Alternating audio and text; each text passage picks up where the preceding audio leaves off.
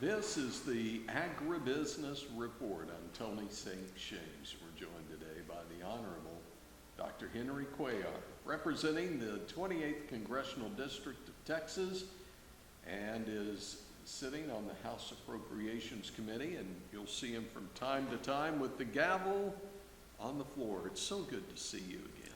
Tony, it's a pleasure, and you and I have a common friend, former Speaker of the House, Pete Laney. So again, Pete, if you're listening, hello to you, and Tony and I, certainly you're one of our mutual friends.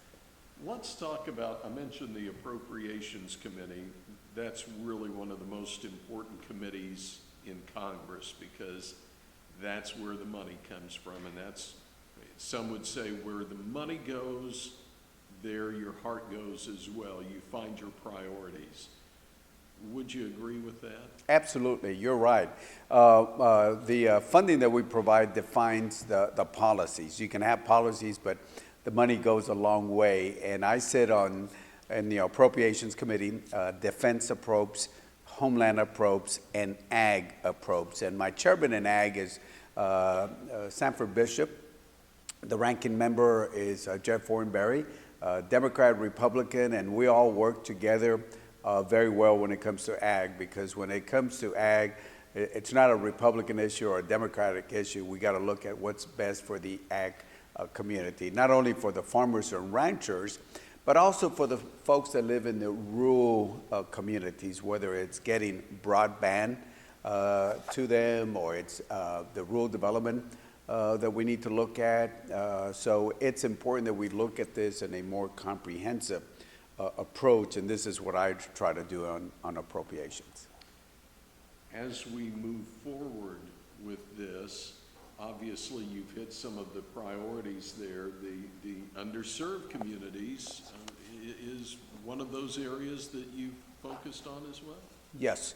And the work that we do, it's funding for our farmers, for our ranchers, rural development, small business development, also for the rural areas, nutrition programs, food banks, school lunches, as you know, for the schools, and telemedicine and broadband access. Tony, one of the things that we learned from this pandemic was that we had deficiencies in broadband. A lot of people thought that it was only in the rural areas, but it's also in the urban areas. So we just got to do a lot better when it comes to broadband. And certainly what we've done is we've added literally across the nation billions of dollars itself there. So one is that monies that we put there. The other policy that I want to talk about, because I live along the border, is the trade that we have with Mexico. The U.S.